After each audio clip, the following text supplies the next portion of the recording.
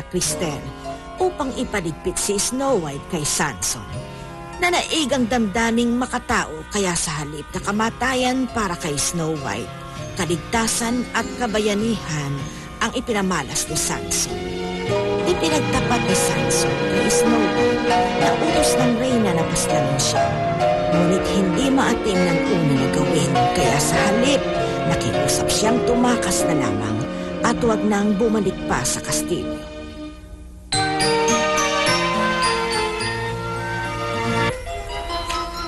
Anong nagawa ko laban sa kanya? Ha? Ah!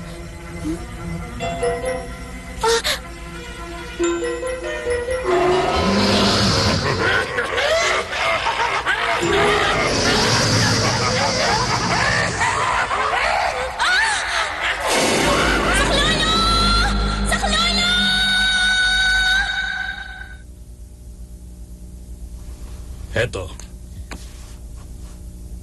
Sa wakas, nasa akin na ang puso ni Snow White. Bayad na ako sa aking pagkakautang. Sandali lang. May karagdagang gantimpala. Tinalikda na ang gantimpala. Umalis ka sa salamin! Sobra na ang kapangitan mo para makita pa sa mahiwaga kong salamin. Salamin, salamin! Sabihin kong buhay pa si Snow White.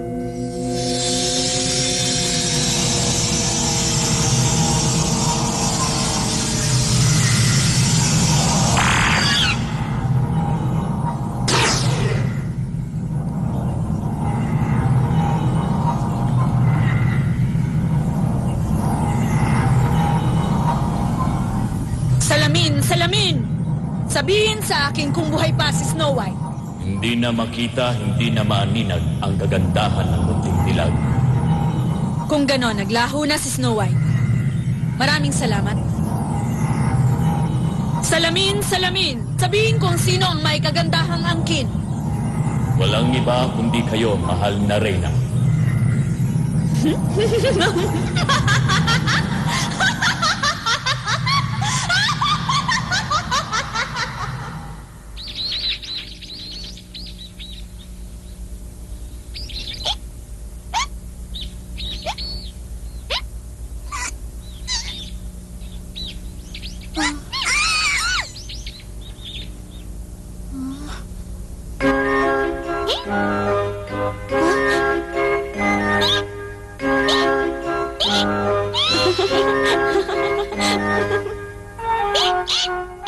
Huwag ka matakot, hindi kita sasaktan.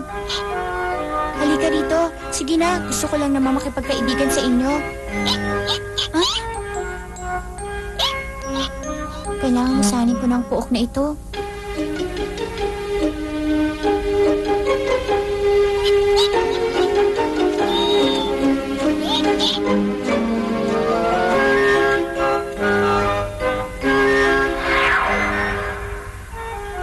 Mahamog, hindi ko maintindihan. Nababalot yata ng hiwagang kagubatang ito.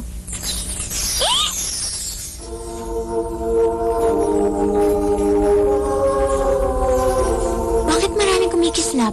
Ha? Saan ka pupunta?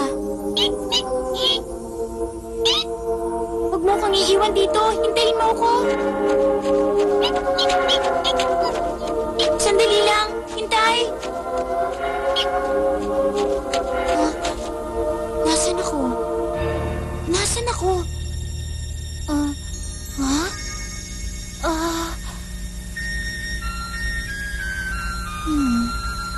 Musika? Narinig ko ng musikang yun noon pa. Pero hindi ko matandaan kung saan. Hintay!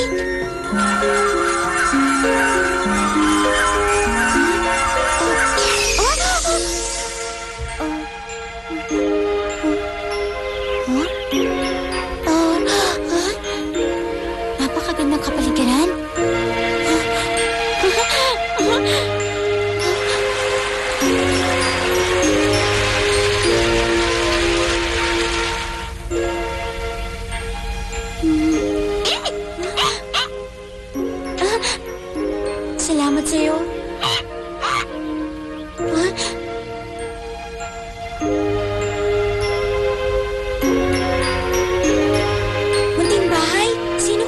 sila?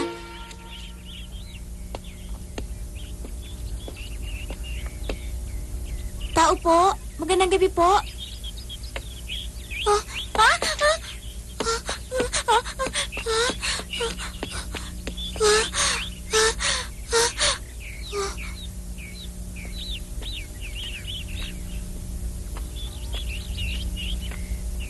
Tao po!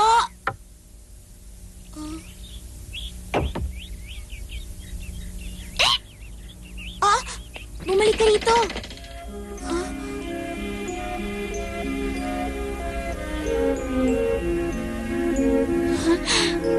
Kay ganda naman. Siguro bahay ito ng mga manika. 1, 2, 3, 4, 5, 6, 7, 8, 7 plato, baso at kutsara.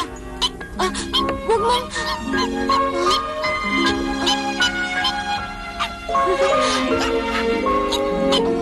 Patawarin ako.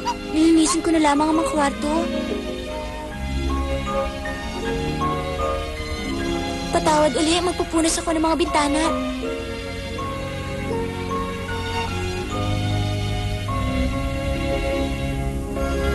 Isa pa po, maglilinis naman ako ngayon ng hardin.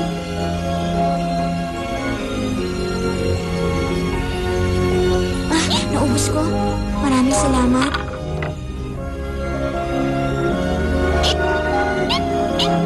Saan ka pupunta?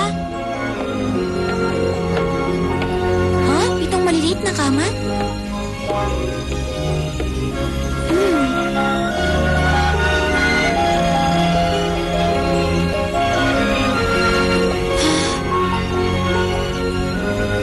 Inaantok tuloy ako.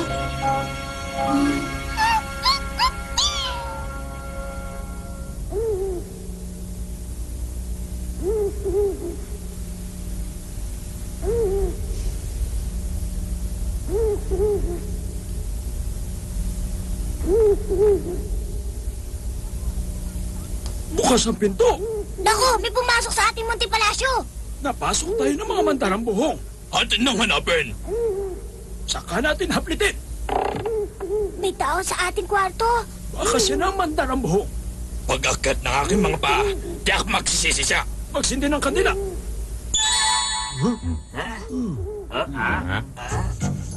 Akyatin na tignan. Sige. Ako na ang mauuna. Kung ganon, halina kayo't ituturo kong daan patungo sa ating kwarto.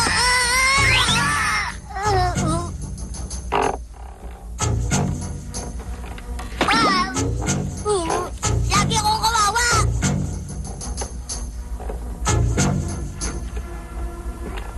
Wala naman tao rito. Makinig kayo. Wala naman ako naririnig na ugong. May kumakalis ko sa sulok. Nakakatakot. Baka mandurukot. Pulis kayo salita. Wala naman tao rito. Pagbasta nyo, ano naman ang gagawin ng isang mandarang buhong sa gitna ng kagubatan? Ako may gumagalaw sa kama. Tingnan nyo, dali! Halika dito. Hindi dapat matakot. Hindi kami multo. Spira lamang pala, natakot pa ako ng todo.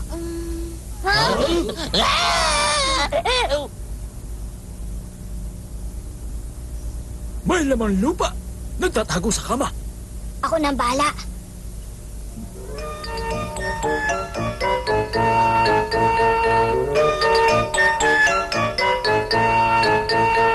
Tanggalin ang takip at ating buksan.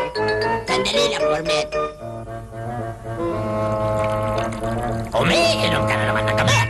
Pampalakas ang kalooban. Mapait na daktan ang tuba-tuba. Goldie, gusto mo ba ka?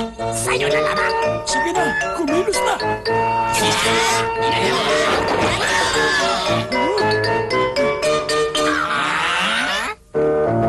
Maganda.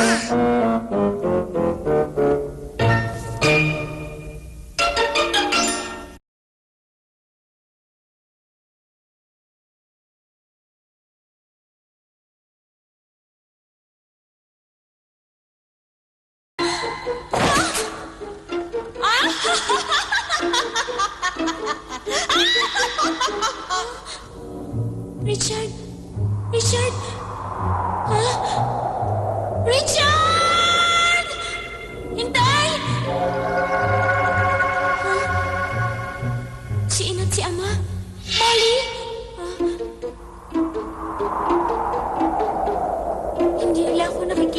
Iniwan ako mag-isa dito sa kawalan.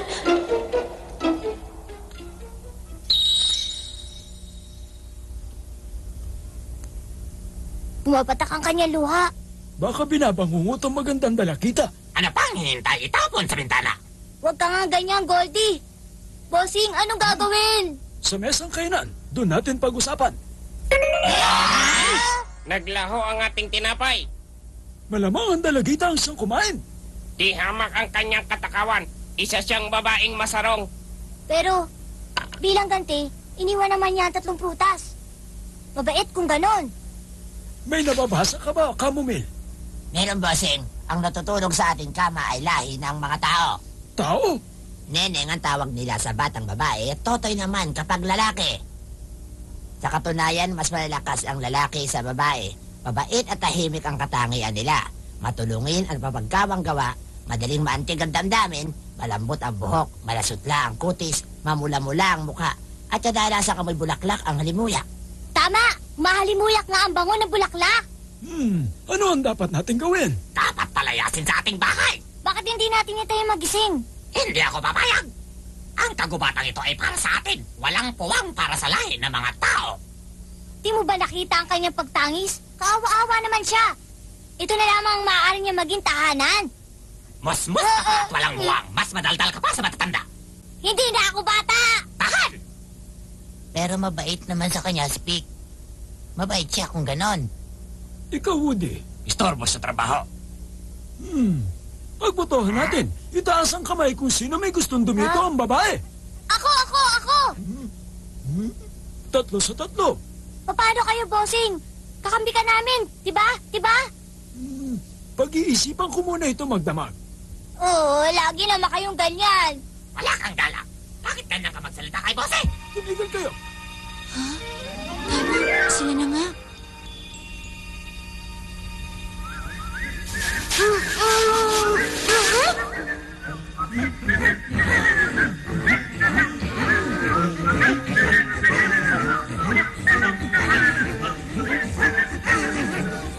Ito! Masakit yun ah! Huh?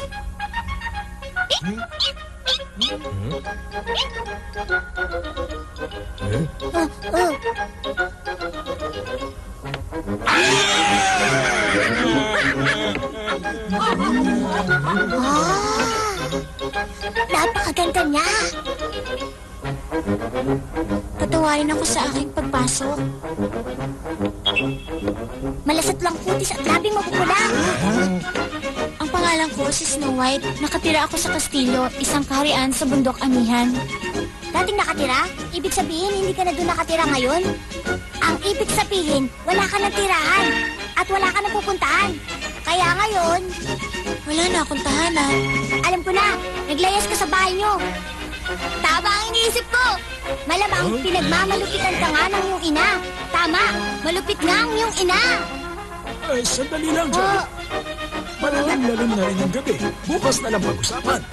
Opo, Sige na, magpahinga ka na sa itaas. Dito kami matutulog sa ibaba ngayong gabi. marami pong salamat sa inyo.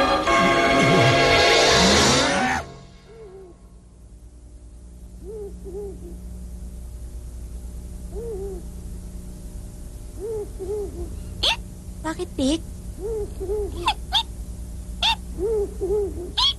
Dumating ang nanay mo?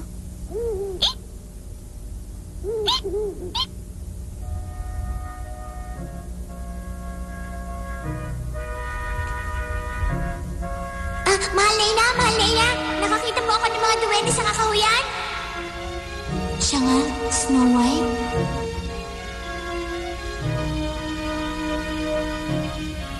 Hindi ka ba makatulog? Huh? Inumin mo ito. Salamat. Ako si Jolly, pinakabunso sa lahat. Lagi na lamang ako tinutokso. Sumpol pa raw ako, pero hindi nila alam, kaya ko naman ang kanilang trabaho. Pasensya ka na. Nagkagulong buhay ninyo nang dahil sa pagdating ko rito. Wala ka naman dapat ipag-alala. Dapat mong isipin na ngayon lamang kami nakakita ng taong tulad mo. Kaya lahat kami nataranta. Pero, huwag ka nang mag-alala. Narito naman ako para sa'yo. Salamat, Jolly.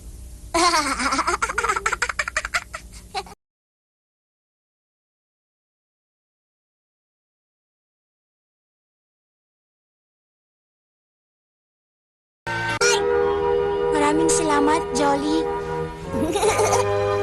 Bossing, Woody, Chamomile, Gourmet, Ha? Goldie, Vet. Oh? Paano mo nalaman ang aming mga pangalan? Sinabi mo? Wangat ang bunganga! Nakakatuwa.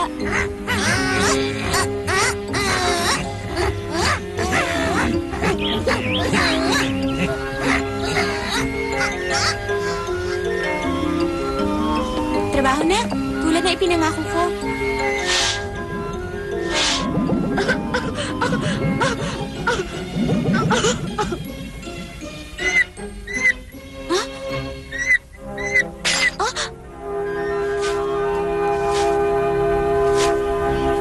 Napakaraming damo.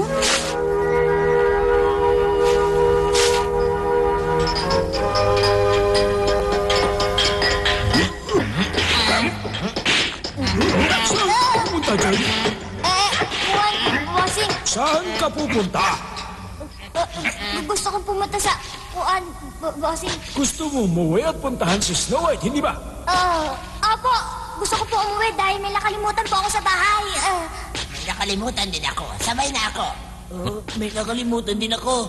Nasisiraan kayo ng bait. Paano tayo makakapagtrabaho?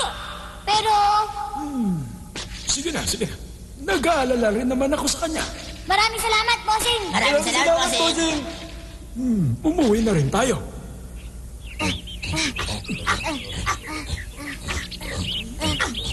Aba, ang mga halamang gamot. Umuusok ang ating bahay. Sunog!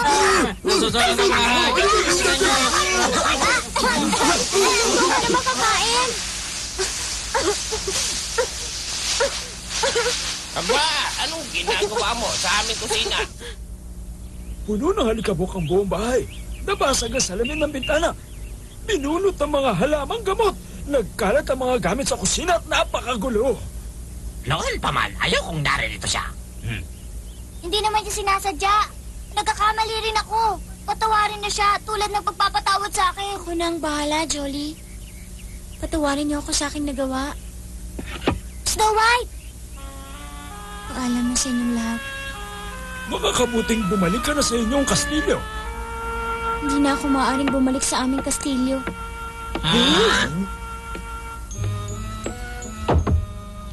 Bossing!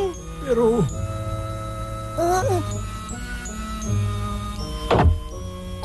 Umalis nga siya. Mga wala kayong awa. Walang puso't damdamin kung aalis si Snow White sasama ako.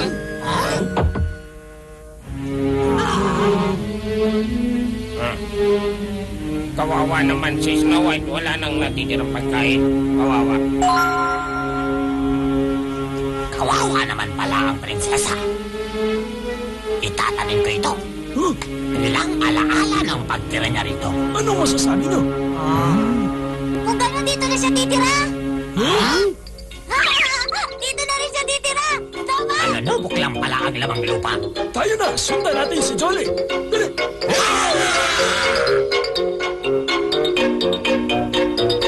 Sa wakas, hindi na mag-iisa si Snow White. Naunawaan din ng mga duwende ang kalagayan niya sa buhay. Natanggap nila na si Snow White pala ay isang kaibigan at naging bukas ang pintuan ng kanilang tahanan para sa kanya.